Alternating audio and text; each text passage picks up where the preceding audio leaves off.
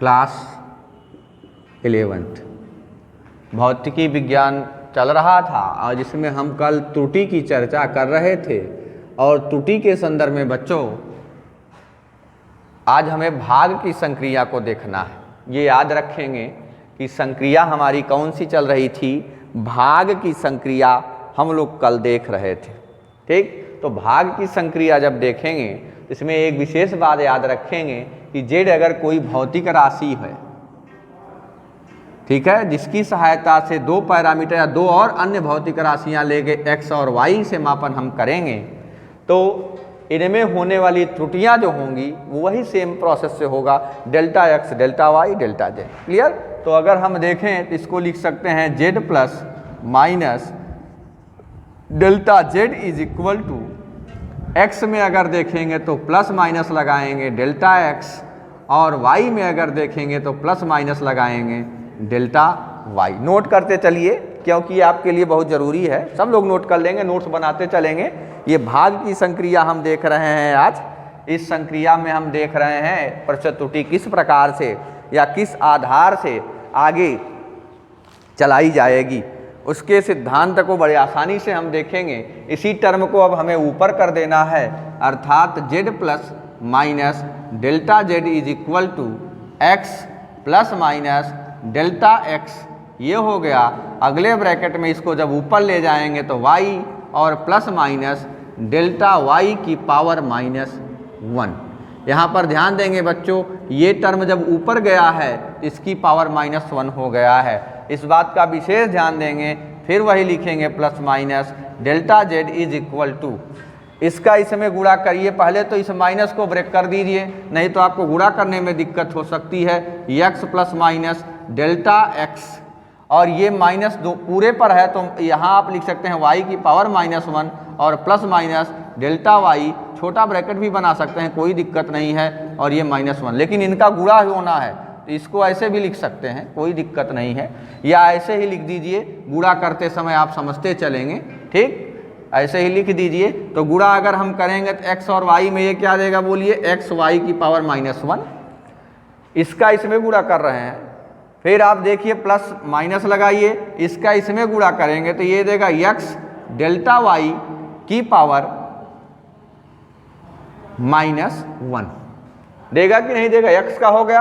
अब इसका गुणा करिए, प्लस माइनस डेल्टा x और y की पावर -1, इसका इसमें करना है। फिर आप लिखेंगे प्लस माइनस डेल्टा x और ब्रैकेट में लिखेंगे डेल्टा y की पावर -1। इसको इतना आप नोट कर लेंगे, अर्थात ये हमें दिया z plus delta z is equal to, ये मिल रहा है आपको x की पावर y -1, या इसी को अगर उल्टा कर दें तो ये देखिए x अपान y, ये y अगर नीचे चला जाए तो x अपान y मिल जाएगा, और जो टर्म बचे हैं उनको उसी प्रकार से लिख देंगे, कोई दिक्कत नहीं होने वाली है।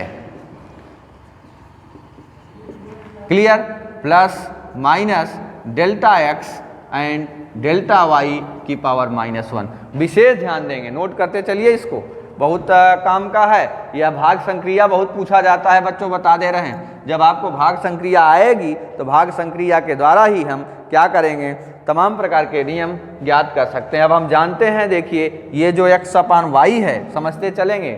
थोड़ा सा आपको हो सकता है समझने में दिक्कत हो, लेकिन आप अच्छे से इसको जब समझेंगे तो समझ जाएंगे। x अपान वाई बराबर जेड पहले ही माना गया है, तो यहाँ पर हम जेड लिख सकते हैं। तो ये क्या देगा, ये देगा Z plus minus delta Z is equal to Z और प्लस माइनस एक्स ब्रैकेट में डेल्टा वाई की power -1 plus minus delta X Y की power -1 plus minus delta X and delta Y की पावर -1। इस तरीके के से अगर हम देखें तो हमें जो परिणाम प्राप्त हो रहे हैं वह परिणाम आपको आपके लिए बड़े महत्वपूर्ण हैं, और यही परिणाम अगर देखें तो काफ़ी आवश्यक हो जाता है। इसमें देखिए ये है डेल्टा एक्स दोनों में है, y की पावर -1 डेल्टा y की पावर -1, तो इसको हम 2 के फॉर्म में लिख सकते हैं। लेकिन यहाँ तक आप स्पष्ट साफ साफ नोट कर लीजिएगा, इस z को अगर इसमें भी z का कॉमन किया जाए जेड का कॉमन किया जाए, जेड इधर आ जाएगा तो इसको हम लिख सकते हैं Z plus minus delta Z upon Z. Clear. और इस टर्म को, जो टर्म आपके सामने दिया हुआ है, अगर इस पे हम ये आप कक्षा 10 में पढ़ेंगे नहीं, आगे द्विपद प्रमेय लगाएंगे, यहाँ पर लिख देंगे द्विपद प्रमेय लगाने पर, जब आप द्विपद प्रमेय लगाएंगे बच्चों तो आपको जो रिजल्ट प्राप्त होगा वह प्राप्त होगा, ये देखिए ये कैंसिल हो जाते हैं, 1 के टर्म में एक बाइनोमियल थ्योरम प्राप्त होता है, उसी को लगा के हम डायरेक्ट इसके रिजल्ट को प्राप्त कर सकते हैं। अर्थात इसका रिजल्ट हमें देगा plus minus delta Z upon Z is equal to delta x upon x plus delta Y upon y. बहुत महत्वपूर्ण परिणाम आपके सामने प्राप्त हुआ है। इस परिणाम को आप नहीं भूलेंगे, क्योंकि डेल्टा एक्स और एक्स में देखिए, एक्स में होने वाली जो संभावित त्रुटि थी या जो सीमांत त्रुटि है डेल्टा एक्स है, और डेल्टा वाई में, वाई कल इसी की चर्चा हम कर रहे थे, अर्थात पूरे परिणाम में जो त्रुटि होगी, यहाँ तक आप गुणा करने के बाद लिख देंगे यहाँ से द्विपद प्रमेय की सहायता से हल करने पर। तो आप जब द्विपद प्रमेय की सहायता से इसको फाइंड आउट करेंगे, ये टर्म आएगा, ये टर्म हमारा द्विपद प्रमेय बना देगा, और द्विपद प्रमेय से हम ये देखेंगे हमारा मैक्सिमम जो एरर प्राप्त होता है यही प्राप्त होगा। यानी कि आपके लिए सबसे महत्वपूर्ण सूत्र क्या है? आपके लिए सबसे महत्वपूर्ण सूत्र यही है। इस सूत्र को बड़े आसानी से आप याद रखेंगे। ये सूत्र सिर्फ याद रखेंगे या इसको करने की थोड़ी सी प्रक्रिया आप अच्छे से करेंगे तो आपका काम आसान हो जाएगा। तो जब द्विपद प्रमेय आप लगाए हैं उसको अप्लाई भी कर सकते हैं, कोई दिक्कत नहीं हो सकती आपको। आप उसको बड़े आसानी ढंग से इंडिकेट करके उसका मान आप फाइंड आउट कर लेंगे, कोई दिक्कत आपको नहीं होने वाली है। अगर आप इसको देखना चाह रहे हैं तो आप दोनों के टर्म की सहायता से आप इसको देख सकते हैं। इतना आप नोट रखिए। यहाँ तक आपने एकदम स्पष्ट किया है। इसके बाद द्विपद प्रमेय लगा हुआ है, लगाइए या ना लगाइए, ठीक है, कोई दिक्कत नहीं। आप डायरेक्ट इस रिजल्ट को इसके बाद अगर लिख देते हैं तो आप इसी से हमें लेना देना है। यहाँ पर इसी का उपयोग हम करने वाले हैं, जिसका उपयोग करके हम भाग की संक्रिया का उपयोग कर सकते हैं। और अगर इसको और आसान करना है तो बच्चों और आसान भी कर सकते हैं, कोई आपको दिक्कत नहीं होगी। बस डेल्टा वाई -1 है और डेल्टा यहाँ पर देखिए वाई की पावर -1 है, तो इन दोनों में देखिए ये दोनों सेम हैं कि नहीं है। तो डेल्टा वाई की पावर -1 को कॉमन कर लीजिए, उसको नीचे लेते जाइए। ये देखिए एक्स वाले को अलग कर लीजिए और वाई वाले को अलग कर दीजिए। यहाँ देखिए डेल्टा एक्स डेल्टा वाई की पावर -1, डेल्टा एक्स y की पावर, ये बहुत अच्छे से देखिएगा दोनों को, ये ध्यान देने वाली बात है। तो आप क्या करेंगे कि इस वाले टर्म को, ये डेल्टा x है, ये डेल्टा x है कि नहीं है। अगर डेल्टा x यहाँ है और डेल्टा x यहाँ है, देख रहे हैं, दोनों को कॉमन करके y को नीचे ले जाएंगे तो कुल मिला के अगर आप देखिए तो ये पहले तो इस टर्म, इस तरीके का टर्म आपको प्राप्त होगा। ये मिलेगा delta Z upon Z is equal to, इधर मिलेगा आपको 1 ± डेल्टा एक्स अपान एक्स, और फिर प्लस माइनस लगाइए डेल्टा वाई अपान वाई।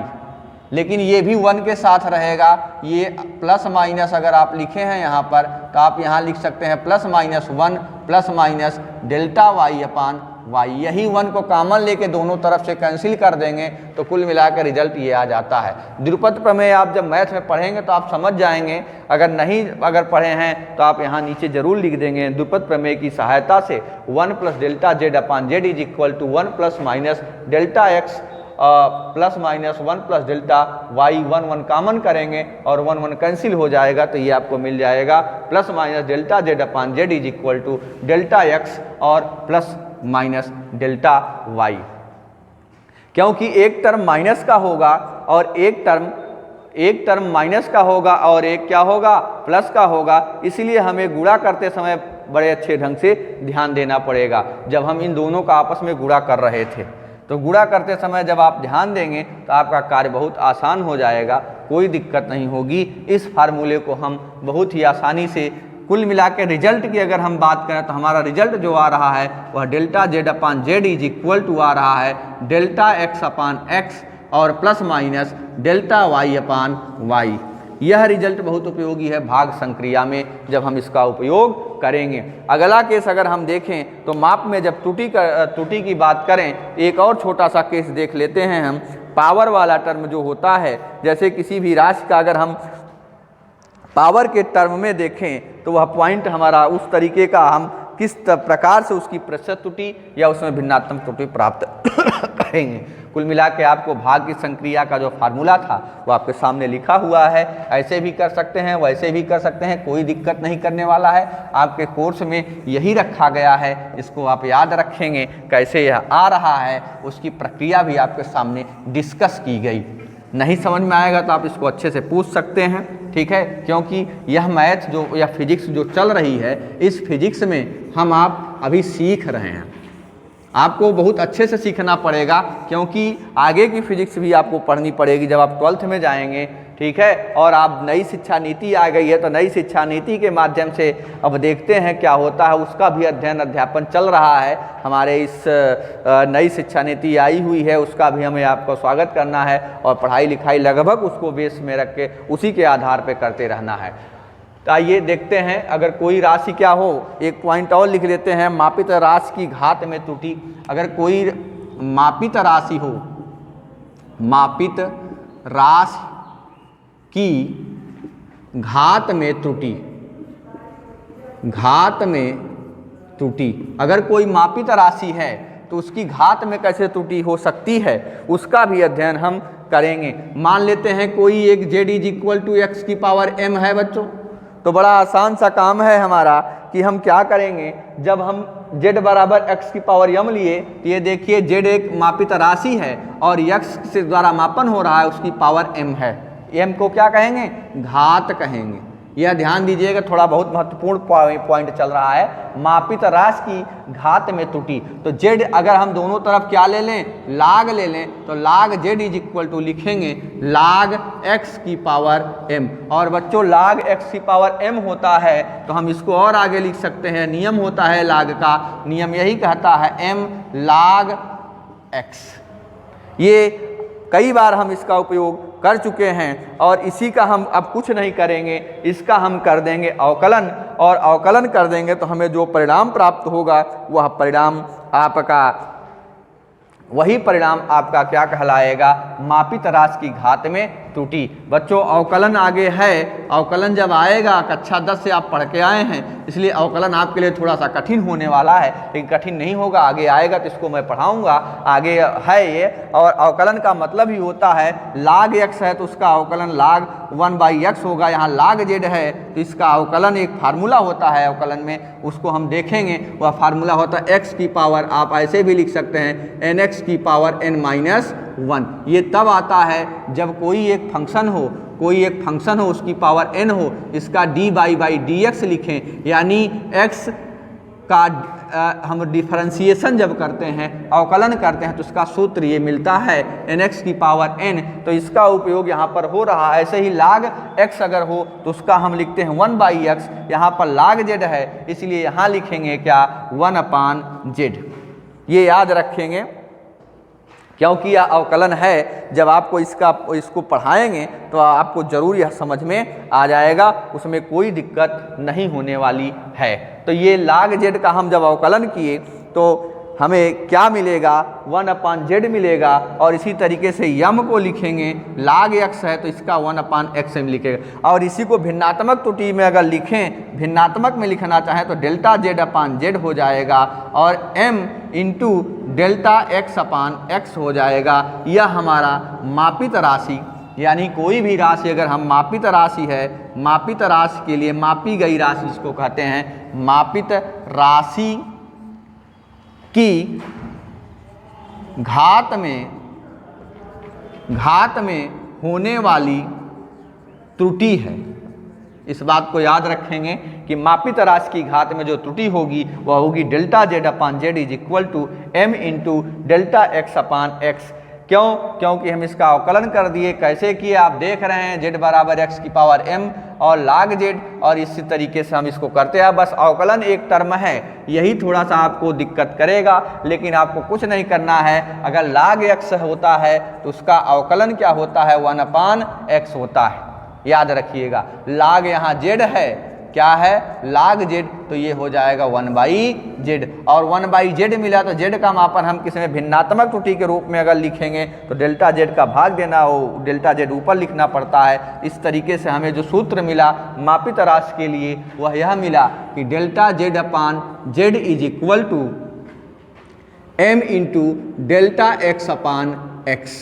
यह मापित राशि जो हमारी थी, जो मापी गई राशि थी, मापित राशि की घात में होने वाली त्रुटि का व्यंजक प्राप्त हुआ। यानी यहाँ तक आप याद रखेंगे, यहाँ तक का नोट्स आप बना लेंगे, यहाँ तक आप कंप्लीट रखेंगे, तो अब इस पे जो न्यूमेरिकल्स होने वाले हैं, अवकलन की भी क्लास किसी दिन फिजिक्स में जो फंडामेंटल अवकलन है, साधारण डिफरेंशिएशन, उसकी चर्चा हम करेंगे। वैसे है यह मैथ में 11th या 12th में मैथ में यह मिलेगा आपको, लेकिन यहाँ पर जो फिजिक्स में अवकलन उपयोग होने वाला है उसका उपयोग हम लोग करेंगे, और जितना अध्ययन इसमें अवकलन में करना है उसकी चर्चा अगली कक्षाओं में की जाए रहेगी। और इसी को अगर भिन्नात्मक प्रतिशत त्रुटि में लिखना है तो भिन्नात्मक प्रतिशत त्रुटि में हम लिख सकते हैं इसको delta z upon z into 100 is equal to m into delta x upon x into 100। ये हमारा क्या मिला बच्चों, ये भिन्नात्मक प्रतिशत त्रुटि मिल गई।